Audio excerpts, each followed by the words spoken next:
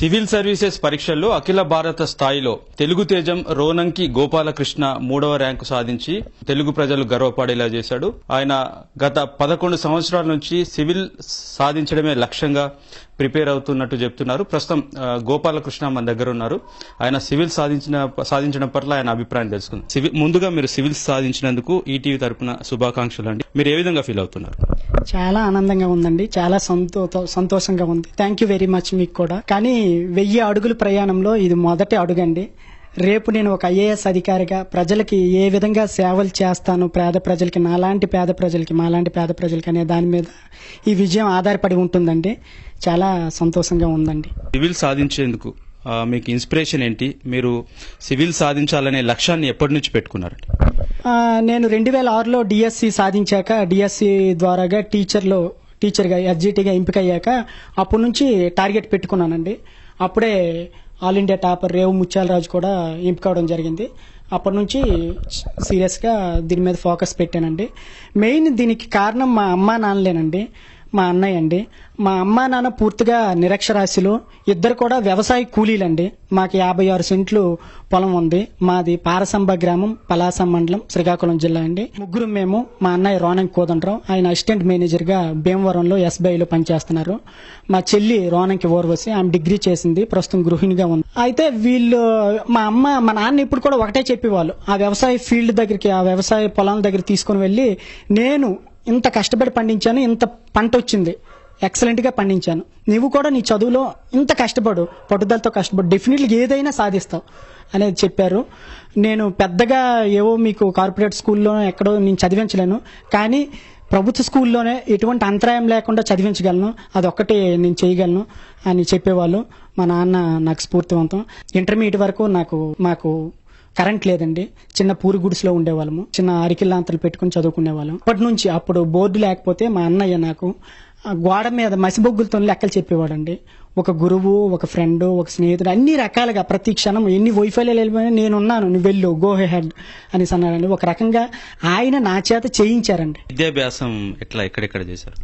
నేను 1వ తరగతి నుంచి 5వ తరగతి వరకు మా ఊరు పారసంబ మండల పరిషత్ ప్రాథమిక పాఠశాలలో చదువుకున్నానండి. 6 నుంచి 10 తరగతుల వరకు 4 కిలోమీటర్ల దూరంలో బ్రాహ్మణతర్ల జడ్పీ జిల్లా పరిషత్ ఉన్నత పాఠశాల బ్రాహ్మణతర్లలో చదువుకున్నాను. తర్వాత ఇంటర్మీడియట్ గవర్నమెంట్ జూనియర్ కళాశాల పలాసలో చదువుకున్నానండి. 10th క్లాస్ లో నాకు 80% మార్కులు వచ్చాయండి. ఇంటర్మీడియట్ లో నాకు 76% మార్కులు వచ్చాయి. టీటీసీ రాశాను, డైట్ సెట్, వెంటనే ర్యాంక్ కూడా వచ్చిందండి, 799వ ర్యాంకు. నాకు ఆ ర్యాంక్కి పశ్చిమ గోదావరి జిల్లా దోపచర్లలో జిల్లా విద్యా శిక్షణ సంస్థలో సీట్ వచ్చింది. 2004-2006 మధ్యలో నేను టీచర్ ట్రైనింగ్ పొందాను. ఆ తర్వాత నేను డిఎస్సి 2006లో సెకండరీ గ్రేడ్ టీచర్గా సెలెక్ట్ అయ్యానండి. మొదట కవిటి మండలం జడ్పీహెచ్ఎస్ సిలగాంలో నేను సెకండరీ గ్రేడ్ టీచర్గా పనిచేశాను. ఆ తర్వాత గత 7 సంవత్సరాల నుంచి పలాస మండలం ఎంపీపీ స్కూల్ రేగులపాడులో సెకండరీ గ్రేడ్ టీచర్గా పనిచేస్తున్నానండి. 2006-2009 మధ్యలో నేను ఆంధ్ర యూనివర్సిటీలో డిస్టెన్స్ ఎడ్యుకేషన్ ద్వారా డిగ్రీ చేయడం జరిగిందండి.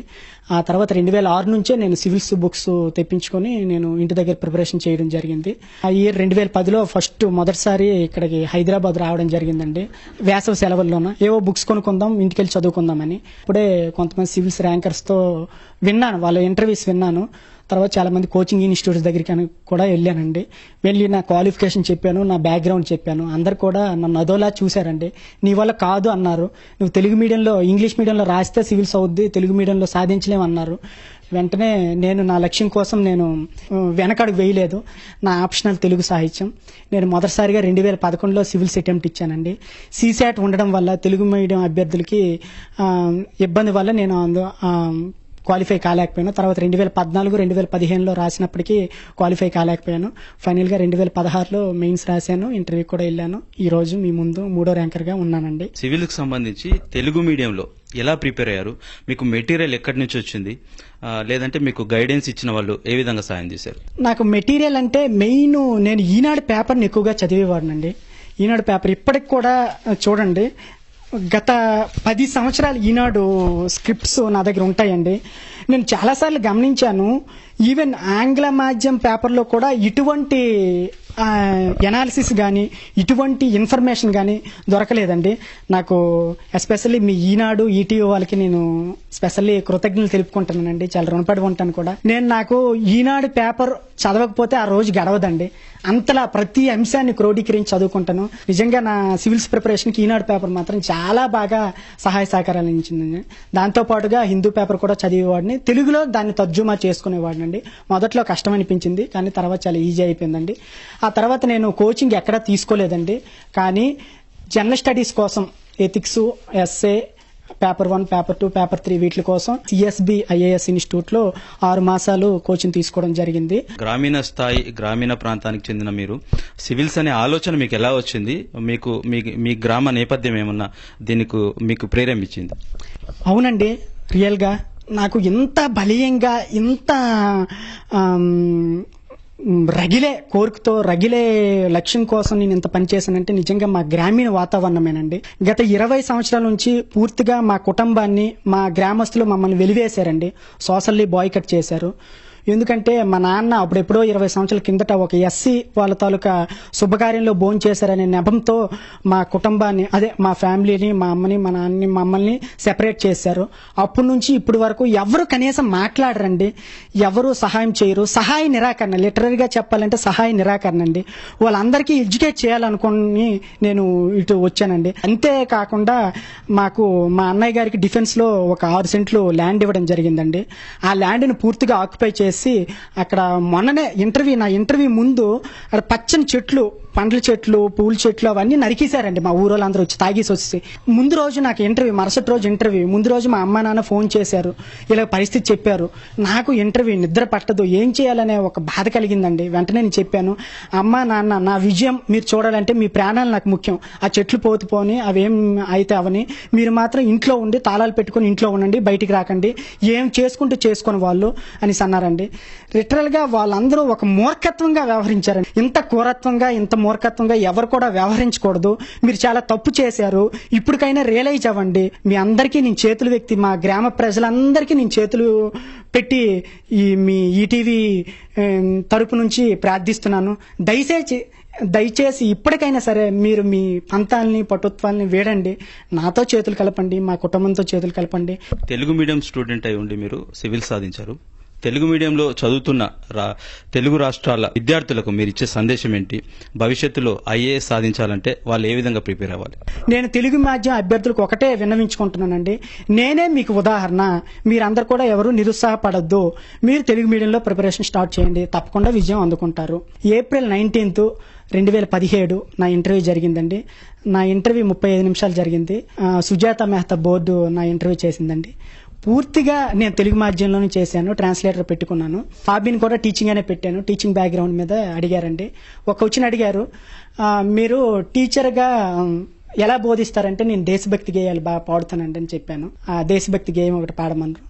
మీకోసం ఆ పాట పాడుతానండి. బోర్డర్లో సైనికుడా, భారత్ కి రక్షకుడా, కార్గిల్లో కన్ను మూస్తివా, ఓ సైనికుడా మా కోసం ప్రాణాలిస్తివా. బోర్డర్లో సైనికుడా, భారత్ కి రక్షకుడా, కార్గిల్లో కన్ను మూస్తివా, ఓ సైనికుడా మా కోసం ప్రాణాలిస్తివా. ఇది నేను వెస్ట్ గోదావరి డైట్ లో ఉండేటప్పుడు ఓరయ్య గారని మా ప్రిన్సిపల్ గారు ఉండేవారు. అందరూ మేము ఆయన దేవుడు అని పిలిచేవాళ్ళం. చాలా మంచి వ్యక్తి. ఆయన ఈ పాట నేర్పారు. ఇదే పాట పాడానండి. తర్వాత ఇంకొక క్వశ్చన్ కూడా అడిగారు, మీరు మారుమూల ప్రాంతంలో తెలుగు మాధ్యమంలో పిల్లలకు పాఠాలు చెప్తున్నారు కదా, ఆ పిల్లలు కార్పొరేట్ స్కూల్లో ఇంగ్లీష్ మీడియంలో చదివిన వాళ్ళతో పోటీ పడగలరని అడిగారు. ఎస్ మేడం, మనం సరైన విద్యా సౌకర్యాలు, సరైన గైడెన్స్ అందిస్తే వాళ్ళు అద్భుతాలు సృష్టిస్తారండి. దానికి సరైన ఉదాహరణ నేనేనండి. ఎందుకంటే నా ప్రాథమిక విద్యాభ్యాసం నుంచి ఇంటర్మీడియట్ వరకు ప్రభుత్వ స్కూల్లోనే చదువుకున్నాను. డిగ్రీలోనే చేశాను. కానీ ఈరోజు మీ ముందున్నానండి అని చెప్పాను. చివరిగా మేడం గారు, సుజాత మెహతా మేడం గారు లేచి నిల్చొని నమస్కారం పెట్టారండి. అప్పుడే అనుకున్నాను మంచి ర్యాంక్ వస్తుందండి. ఈరోజు 3వ ర్యాంక్ వచ్చింది. చాలా హ్యాపీగా ఉందండి. థ్యాంక్ యూ మీకు అండి. ధన్యవాదాలు. ఈనాడుకి ప్రత్యేకంగా థ్యాంక్ యూ అండి. ఈనాడు పేపర్ అన్నా ఈనాడన్నా నాకు చాలా మంచి అభిప్రాయము. నాకు నా 11 ఏళ్ల ప్రిపరేషన్లో చాలా సహాయ సహకారాలు ఈనాడు పత్రిక అందించిందండి. స్పెషల్గా థ్యాంక్స్ చెప్పుకుంటాను. నమస్తే అండి. నమస్కారం అండి. శ్రీకాకుళంలోని ఒక మారుమూల గ్రామంలో తన గ్రామంలోని సమస్యలు, గ్రామస్తులు తమ కుటుంబాన్ని వెలివేయడాన్ని జీర్ణించుకోలేకపోయిన గోపాలకృష్ణ తన సత్తా ఏంటో చాటాలని గ్రామస్తులకు తన ఒక గొప్ప స్థాయికి వెళ్లి గ్రామస్తులకు తన పొజిషన్ ఏంటో చూపించాలని చెప్పే ఉద్దేశంతో కష్టపడి 11 సంవత్సరాలు సివిల్స్ కోసం కష్టపడి ప్రిపేర్ అయ్యారు. అయితే తెలుగు మీడియం అయినా ఏమాత్రం వెనుకంజ వేయకుండా, అధైర్యపడకుండా, మొక్కవని ఆత్మవిశ్వాసంతో పట్టుదల ఉంటే ఏదైనా సాధించవచ్చని నిరూపించారు గోపాలకృష్ణ. Over to studio.